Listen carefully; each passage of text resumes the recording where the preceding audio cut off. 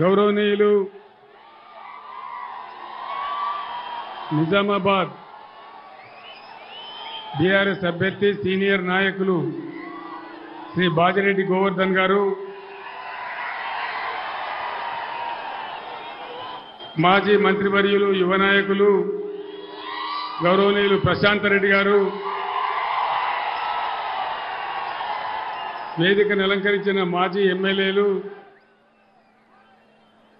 రాష్ట్ర నాయకులు, మన నిజామాబాద్ నుంచి ఎంపీగా ఉన్నటువంటి పెద్దలు కేఆర్ సురేష్ రెడ్డి గారు, ఈ సభకు విశేషంగా హాజరైనటువంటి అన్నాదమ్ములకు, అక్క చెల్లెలకు అందరికీ నమస్కారం. ఇక్కడ మీ దగ్గర నిజామాబాద్లో పోయినసారి మీరు బీజేపీ ఎంపీని గెలిపించినారు. జెండాలు కిందికి దించాలా బాబు? జెండాలు కిందికి దించండి.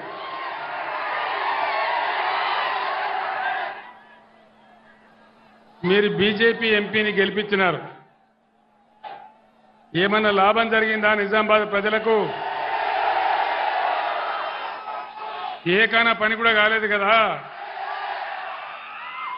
నరేంద్ర మోడీ భారత ప్రధానమంత్రి, నేను ముఖ్యమంత్రి అయినాను, ఆయన ప్రధానమంత్రి అయినాడు.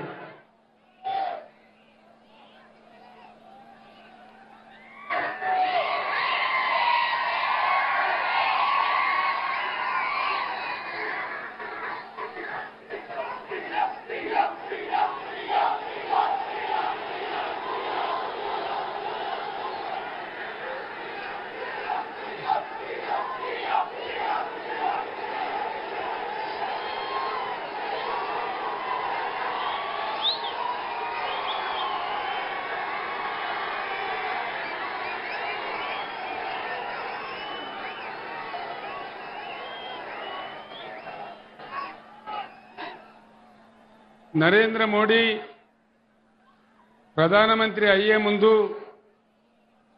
ప్రధానమంత్రి అయిన తర్వాత ఒక 150 నినాదాలు చెప్పినాడు. 150 నినాదాలు. ఒక్కటన్నా నిజమైందా? సబ్కా సాత్ సబ్కా వికాస్ అయ్యిందా? సబ్కా సాత్ సబ్కా వికాస్ కాలేదు, కానీ దేశ్ కా సత్యానాశ అయిపోయింది. మేక్ ఇన్ ఇండియా ఏదైనా వచ్చిందా? మేక్ ఇన్ ఇండియాలో డిజిటల్ ఇండియా ఏమైనా వచ్చిందా? బేటీ పడావో బేటీ బచావో ఎక్కడైనా కనబడుతున్నదా? రోజు దేశంలో మహిళల మీద అత్యాచారాలే తప్ప ఎక్కడైనా బేటీ పడావో ఉందా? బేటీకి రక్షణ ఉందా నరేంద్ర మోడీ రాజ్యంలో? నరేంద్ర మోడీ చాలా గొప్పగా చెప్పినాడు, అచ్చే దిన్ లాయంగే. అచ్చే దిన్ వచ్చిందా? అచ్చే దిన్ రాలే కాదు, కానీ సచ్చే దిన్ మాత్రం వచ్చింది. పెట్రోల్ ధరలు, డీజిల్ ధరలు ఆకాశాన్ని అంటిపోయి జీఎస్టీల మీద జీఎస్టీలు పెరిగి మనకు సచ్చే దిన్ వచ్చింది తప్ప అచ్చే దిన్. రైతుల ఆదాయం రెట్టింపు చేస్తానని నరేంద్ర మోడీ అయ్యిందా? అయిందా అన్న? రైతుల ఆదాయం రెట్టింపు అయిందా? కాలేదు కదా. వికసిత్ భారత్ అయిందా? జన్ ధన్ యోజన ఏమైనా లాభమైందా? ఏకైనా లాభమైందా? మీకు నిజామాబాద్లోకైతే పైసలు వచ్చినాయట నాకు తెలిసింది. లేలే ఇనుండి వినాలే. అప్పుడేమో నరేంద్ర మోడీ నేను ప్రధానమంత్రి అయితే ఇంటికి 15 లక్షలు ఇస్తాడు. వినాలే. నిజామాబాద్లో బీజేపీ ఎంపీ ఉన్నాడు కాబట్టి మీకు 30 లక్షలు వచ్చినాయట. వచ్చినాయా? 15 లక్షలు వచ్చినాయా? పోనీ 15 లేదు, పాసు లేదు, అంతా ఉట్టిదే గ్యాసు, అంతే కదా. ఇవాళ నరేంద్ర మోడీ నిటారుగా మనకున్న గోదావరి నదిని ఎత్తుకపోయి తమిళనాడుకి ఇస్తా అంటున్నాడు. అట్లే చూద్దామా? కొట్లాడదామా? యుద్ధం చేద్దామా? మన గోదావరి మనకే ఉండాలన్నా మన గోదావరి మనకే ఉండాలి ఆ నది మీద నీళ్ల హక్కు ఉండాలి అంటే నిజామాబాద్ పులిబిడ్డ బాజిరెడ్డి గోవర్ధన్ గెలవాలి ఈ గ్యాస్ గాళ్ళు గెలిస్తే వచ్చేది ఏం లేదు తాకులాటలు పెట్టించుడు తప్ప పగలు పెట్టించుడు తప్ప ఈ గ్యాస్ కంపెనీలు గెలిస్తే వచ్చేది ఏమీ లేదు ఉన్న గోదావరి ఊసిపోతుంది నేను ఎందుకు చెప్తున్నా అంటే నిజామాబాద్ గడ్డ నేను ఈ గులాబీ జెండా ఎత్తిన నాడు నంబర్ 1గా నా ఎంబడి నిలబడి నిజామాబాద్ జిల్లా పరిషత్ గెలిపించిన జిల్లా ఈ జిల్లా అది కేసీఆర్ చచ్చిపోయే వరకు కూడా నా గుండెల్లో ఉంటుంది అంత అపురూపమైన విజయం ఇచ్చిన జిల్లా ఉద్యమాన్ని ఆకాశానికి ఎత్తిన జిల్లా మరి ఈ రోజు మీ బిడ్డగా నేను చెప్తా ఉన్నా నేను ఊరికే ఆశామాసిగా చెప్ప గోదావరి నదిని తీసుకుపోతా అని అంటున్నాడు ఇవాళ బీజేపీ ఎంపీలు గెలిస్తే నరేంద్ర మోడీ దగ్గర చేతులు కట్టుకొని నిల్చుంటారు తప్ప నోరు తెరుతారా మన హక్కుల గురించి తెలిసిండ్రా నేను ఇంకొక మాట అడుగుతా ఉన్నా ఏ రాష్ట్రంలో ఎన్ని జిల్లాలుంటే ప్రతి జిల్లాకు ఒక నవోదయ పాఠశాల ఇవ్వాలి నేను ఒక 150 ఉత్తరాలు రాసిన నరేంద్ర మోడీకి ఇచ్చేయండా ఒక్కటి కూడా ఇయ్యలే మరి ఒక్క నవోదయ పాఠశాల తెలంగాణ ఇయ్యనటువంటి నరేంద్ర మోడీకి ఇలా బీజేపీకి తెలంగాణ ఎందుకు ఓటేయాలి దయచేసి యువకులందరూ ఆలోచన చేయాలి 157 మెడికల్ కాలేజీలు పెట్టిండు నరేంద్ర మోడీ తెలంగాణకు ఒకటి కూడా ఇయ్యలే మేమందరం పోయి అడిగినాం 100 ఉత్తరాలు రాసినాం కానీ ఒక్కటంటే ఒక మెడికల్ కాలేజీ ఇయ్యలే ఒక్క మెడికల్ కాలేజీ ఇయ్యనటువంటి నరేంద్ర మోడీకి మనం ఎందుకు ఓటేయాలి దయచేసి ఆలోచన చేయాలి ఈ బీజేపీ వాళ్ళు గెలిచి మనకు చేసేదేంది సాధించేదేంది మనకు వచ్చేదేంది ఇంతకుముందు వాళ్ళు చేసిందేంది జరిగిందేంది ఒకసారి ఆలోచించాలని చెప్పి నేను మీకు మనవి చేస్తా ఉన్నా నిజామాబాద్ జిల్లా ఒకప్పుడు బంగారం జిల్లా కాంగ్రెస్ తెలుగుదేశం హయాంలో నిజామాబాద్ జిల్లాను పూర్తిగా ఎండబెట్టినారు నిజాం సాగర్ మునుగొట్టినారు గుత్పా అలీ సాగర్ అని చెప్తే అది కూడా సరిగ్గా రాలేదు తెలంగాణ వచ్చిన తర్వాత బ్రహ్మాండంగా నిజాం సాగర్ను మల్లన్న సాగర్కు లింకు చేసుకున్నాం కాళేశ్వరం నీళ్ళొచ్చినట్టు చేసుకున్నాం శ్రీరామ్ సాగర్ పునరుజ్జీవం ప్రాజెక్టు పెట్టుకున్నాం వరద కాలువను బ్రహ్మాండంగా రిజర్వాయర్గా మార్చుకున్నాం ఇలా వరద కాలువ గతి ఏం చేసిండు ఈ ముఖ్యమంత్రి ఒకసారి మీరు ఆలోచించాలని చెప్పి నేను మనవి చేస్తా ఉన్నా కరెంటు సరిగా వస్తుందా కరెంటు కోతలున్నాయా మరి ముఖ్యమంత్రి కాంగ్రెస్ రాజ్యమేమో మేము బ్రహ్మాండంగా ఇస్తున్నామని మాట్లాడుతున్నారు కరెంటు కోతలున్నాయా ఇంతకు ముందు ఉండేనా ఇప్పుడు స్టార్ట్ అయినాయా ఈ విధంగా ఇంకో సమస్య మిషన్ భగీరథ నీళ్ళు ఎడిపోయినాయి బ్రహ్మాండంగా నడిచినాయి కదా పట్టణంలో అయితే పేదవాళ్లకు ₹1 నల్లా కనెక్షన్ ఇచ్చి గ్రామాలలో రూపాయి కూడా తీసుకోకుండా ప్రతి ఇంటికి నల్లా పెట్టించి బ్రహ్మాండంగా మీకు అలాంటి సదుపాయం తెచ్చినాం ఇలా ఎక్కడికి పోయినాయి ఆ నీళ్లు దయచేసి ఆలోచించాలని మనవి చేస్తా ఉన్నా ఇంకో విషయం గత 5 నెలలుగా కాంగ్రెస్ ప్రభుత్వం వస్తే అరిచేతిలో వైకుంఠం చూపించింది తప్ప 6 గ్యారంటీలోని మోసం చేస్తే ఒక్క గ్యారంటీ కూడా రాలే ఒక్క స్కీమ్ కూడా అమలు కాలే ఏ ఒక్క స్కీమ్ రాలే వచ్చిందా కళ్యాణ లక్ష్మి తులం బంగారం వచ్చిందా ఏ నిజామాబాద్లోకి వచ్చిందట కదనే నిజమానా వచ్చిందా వచ్చిందానా తులం బంగారం తుస్తుమన్నదా వడ్లు కొంటానరా 500 బోనస్ వస్తున్నదా రాలే బోనస్ బోగసే అయిపోయిందా పాత ధర కూడా ఇస్తలేరు బీఆర్ఎస్ గవర్నమెంట్ ఉన్నప్పుడు కొన్న ధర కూడా కనీసం వస్తలేదు తడిచిపోయిన ధాన్యం కొనే దిక్కు లేదు కళ్ళాల మీద ఉన్నాయి నేను వస్తుంటే మాజీ ఎమ్మెల్యే జీవన్ రెడ్డి చూపించాడు సార్ ఇవన్నీ తడిచిపోయినాయి ఇవన్నీ కూడా తడిచిపోయినాయని చెప్పి చూపించినాడు విద్యార్థులకు ఫీజు రియంబర్స్మెంట్ ఉండే 5 నెలల నుంచి ఒక్కనికొక రూపాయి ఇస్తలేరు 5 నెలల నుంచి మేము ఓవర్సీస్ స్కాలర్షిప్ పెట్టినాం అంబేద్కర్ పేరు మీద జ్యోతిరావు పూలే మీద పేరు మీద 20 లక్షల రూపాయలు ఇచ్చినాం పేద విద్యార్థులు విదేశాలకు పోయి చదువుకోవాలని వాళ్ళ బతుకులు బాగుపడాలని ఇవాళ అది కూడా బంద్ పెట్టినారు. కేసీఆర్ కిట్ బంద్ పెట్టినారు. సీఎంఆర్ఎఫ్ ఫండ్స్ బంద్ పెట్టినారు. చేనేత కార్మికులకు ఆర్డర్లు ఇవ్వడం లేదు. మళ్ళా తెలంగాణలో చేనేత కార్మికుల యొక్క ఆత్మహత్యలు స్టార్ట్ అయినాయి. పరిశ్రమలన్నీ తరలిపోయే పరిస్థితి వస్తూ ఉంది. మీరందరూ కూడా చూస్తూ ఉన్నారు.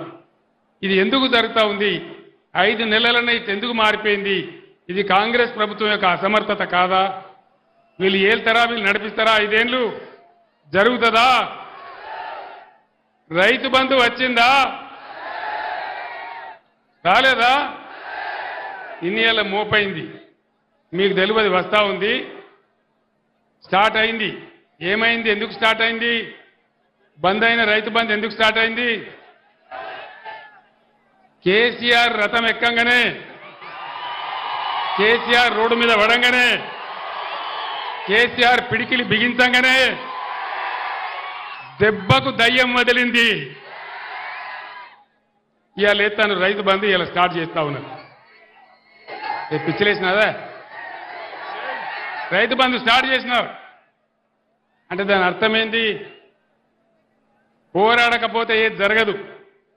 కేసీఆర్ బస్ ఎక్కింది కాబట్టి, కాలు ఇరిగిపోయినా కుంటున్నా బస్ ఎక్కి గర్జన చేసిండు కాబట్టి రైతు బంధు పడతా ఉంది. ఇగో అందుకే నేను చెప్పేది మీకు దయచేసి మనవి చేసేది, తెలంగాణ యొక్క శక్తి బీఆర్ఎస్, తెలంగాణ బలం బీఆర్ఎస్, తెలంగాణ గలం బీఆర్ఎస్, తెలంగాణ దళం బీఆర్ఎస్.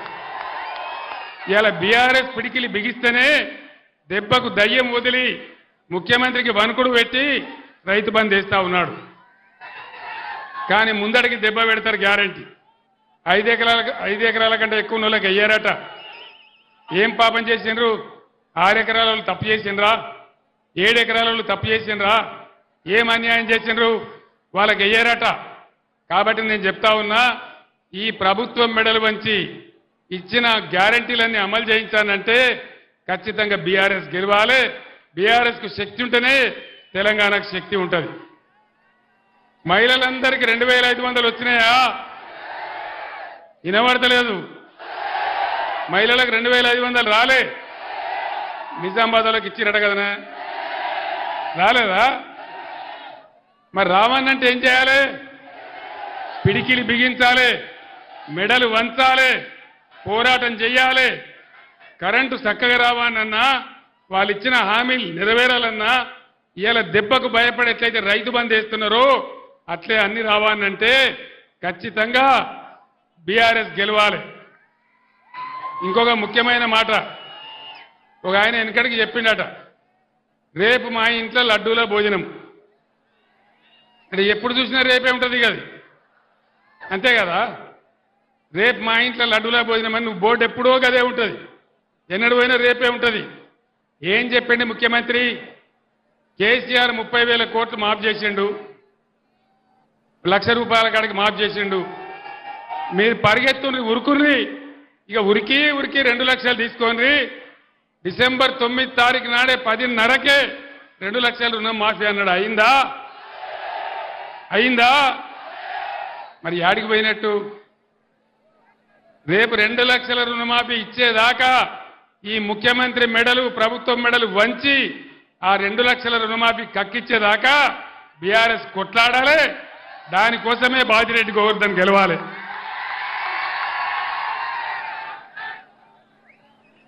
ఇక ముఖ్యమంత్రి యాడికి పోతే ఆడ నిజామాబాద్లో పెట్టుకున్నాడో లేదో నాకు తెలియదు. బాసరకు పోయి అమ్మవారి మీద ఒట్టు పెట్టండి, సరస్వతి అమ్మవారి మీద. యాదగిరి గుట్ట కాడ పోయి ఒట్టు. ఆయన ఏం పని లేదు, దేవుని గుళ్ళ కాడ ఒట్లు, కేసీఆర్ మీద తిట్లు, అంతేనా? ఇదే జరుగుతుంది. అంటే నేను ఒక్కటే మాట చెప్తా ఉన్నా, దయచేసి మీరు, నేను ఒక్కటే మాట మీ అందరికి మనవి చేసేది, తెలంగాణ తెచ్చే సమయంలో నా ప్రాణాలు అడ్డుపెట్టి నేను ప్రాణాలకు తెగించి ఈ రాష్ట్రాన్ని తెచ్చిన తెలంగాణను ఒకటి ఒక పొదరిల్లు లాగా బ్రహ్మాండంగా మంచిగా చేసినాం. అన్ని వర్గాలను ఆదుకున్నాం. నిజామాబాద్లో బీడీ కార్మికులు ఎక్కువ ఉంటారు. 60 ఏళ్ల కాంగ్రెస్ పరిపాలనలో, తెలుగుదేశం పాలనలో ఎవడన్నా ఏకాన ఇచ్చిండా బీడీ కార్మికులకు? ఎవరు కూడా ఇయ్యలే. బీడీ కార్మికులకు 2000 ఇచ్చి ఆదుకున్నాం. బీడీ కార్మికులను కాపాడినాం. వాళ్ళ టేకేదారుల గవర్నమెంట్ కూడా ఇచ్చినాం. బీడీ కార్మికులంతా ఇయ్యాలి బీఆర్ఎస్ అండగా నిలబడాలి. మీకు నీతి నిజాయితీ చూపించి బీఆర్ఎస్ను దీవించాలి. ఆ విధంగా ముందుకు పోయినాం. మీ అందరినీ కూడా నేను కోరుతా ఉన్నా, చాలా మందికి ఇచ్చినాం, లక్షల మంది బీడీ కార్మికులకు ఇచ్చినాం, అందరికి కూడా ఇచ్చినాం, అందరిని ఆదుకున్నాం. నరేంద్ర మోడీ ఎవరికన్నా ఇచ్చిండా బీడీ కార్మికులకు? బీడీ కార్మికులకు పెన్షన్ ఇచ్చేది ఒక్క తెలంగాణలోనే ఇస్తారు, ఇంకా ఏ రాష్ట్రంలో కూడా ఇయ్యరు, భారతదేశంలోనే ఎక్కడ లేదు. కాబట్టి నేను మీ అందరికి మనవి చేస్తా ఉన్నా, ఈ బీజేపీ కాంగ్రెస్ చెప్పేదంతా కూడా ట్రాష్, వట్టిదే. అందుకోసం మనం ముందుకు పోవాలి, మన నీళ్లు కాపాడుకోవాలి, మన బతుకులు కాపాడుకోవాలి, తెచ్చుకున్న రాష్ట్రాన్ని ఇంకింత తెలివికి తెచ్చుకోవాలి. మళ్ళా ఈ కరెంటు కోతలు బంద్ కావాలి, పిల్లలందరూ చదువుకునే పిల్లలకు న్యాయం జరగాలి, హాస్టల్ల పిల్లలకు న్యాయం జరగాలి. కాబట్టి ఖచ్చితంగా బీఆర్ఎస్ గెలవాలి. जिला निजामाबाद के मुसलमान भाइयों को बहनों को मैं सलाम करता हूं.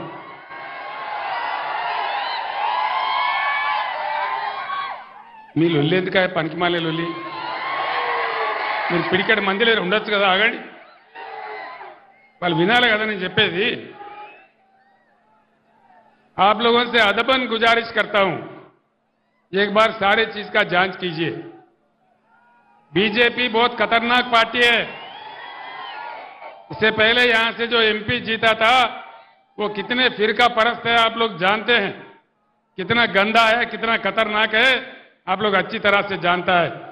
उसको हर हालत में यहां हराना है. अब अच्छा मौका है. मैं आप लोगों को बता रहा हूं, कांग्रेस आज तीसरे दर्जे पे है, 20% से कम है. कहीं आप गुमराह हो जाके कांग्रेस को वोट देंगे, फिर से यहां बीजेपी एमपी जीत जाएगा.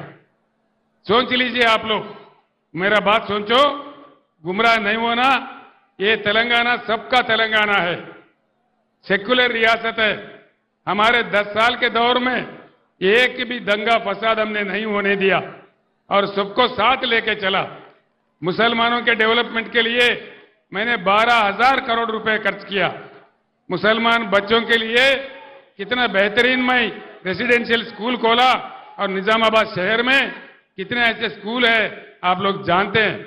टेमरिस में हमारे बच्चे किस अंदाजे में पढ़ रहे, वो डॉक्टर बन रहे, इंजीनियर बन रहे, सब कुछ बन रहे. तो हमारे बच्चों के लिए, हमारे खवातीन के लिए मैंने बेहतरीन स्कूल खोला. उसमें से लोग अच्छे तरक्की कर रहे. पूरे मुसलमान कौम का उससे उद्धार हो जाएगा, बाकी खत्म हो जाएगा. इसीलिए आप लोग गौर कीजिए, जानिए, सब लोगों से मालूम कीजिए हालात का क्या हालत है, देख लीजिए, बीआरएस का ताउन कीजिए. मैं पहले कहा, निजामाबाद शहर में कई बार मैं आया, जब जद्दोजहद कर रहा था तेलंगाना के लिए, उस टाइम मैं आया था. हमेशा मैं कहता था, अल्लाह के घर में देर है लेकिन अंधेर नहीं है. और अल्लाह का करम हुआ, इसीलिए तेलंगाना रियासत हासिल हुआ. अच्छा खासा चल रहा था. खैर कल परसों के असेंबली इलेक्शन में हम डिफीट हो गए, कोई बात नहीं है. लेकिन तेलंगाना के लिए हर वो कौम के लिए, तेलंगाना के लिए हर वो शख्स के लिए लड़ने वाला इकलौता पार्टी है बीआरएस पार्टी, कोई दूसरा नहीं लड़ेगा. आपने देखा 60 साल का कांग्रेस दौर में क्या हुआ मुसलमानों के साथ.